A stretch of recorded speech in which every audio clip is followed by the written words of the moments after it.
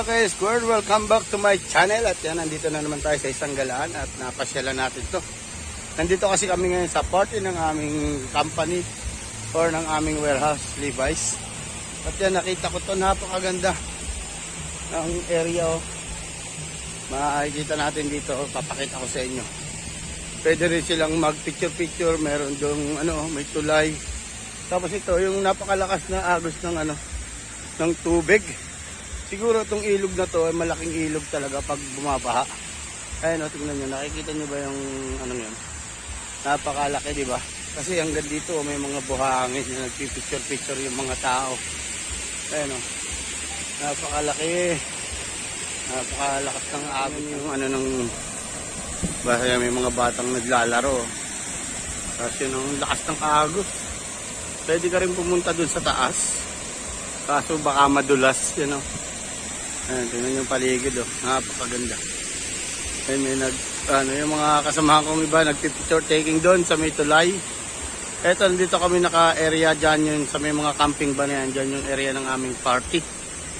Ayan, ang laki ng dike na to. Ayan, may nagpipicture taking dito, yung mga kasamahan ko yan sa trabaho. Ayan, grabe, dito tayo sa may kabilang side.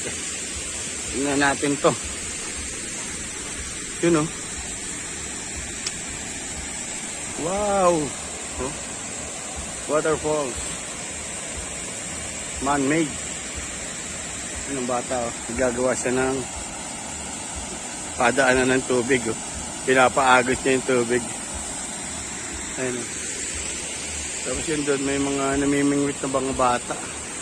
Grabe. Yung buhangin niya, maganda yung buhangin niya.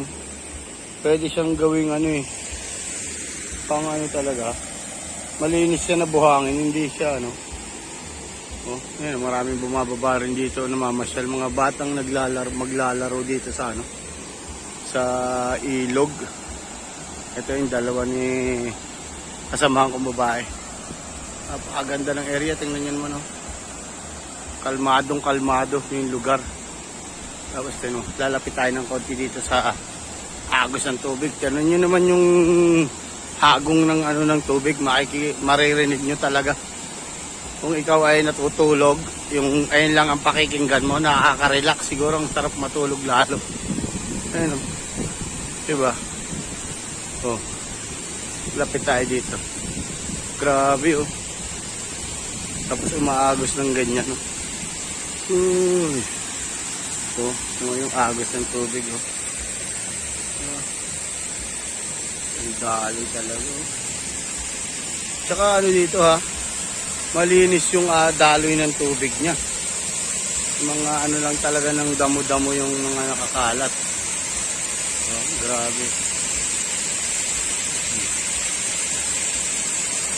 Ang lakas daming ng kahoy, yung mga nadadala siguro ng agos ng baha.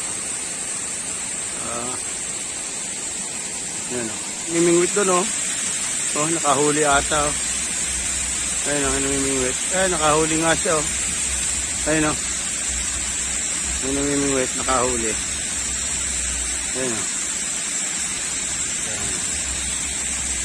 yun, nakahuli siya bingo.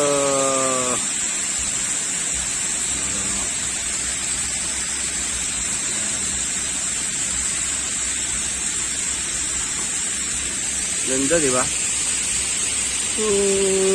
Yun ang mga kasamahan ko, nagpipicture taking doon sa may tulay. Pakaganda ng area. Grabe. Patay ng ibang clip doon sa amin, sa party. Tingnan natin kung ano-ano yung mga makukuhaan natin doon.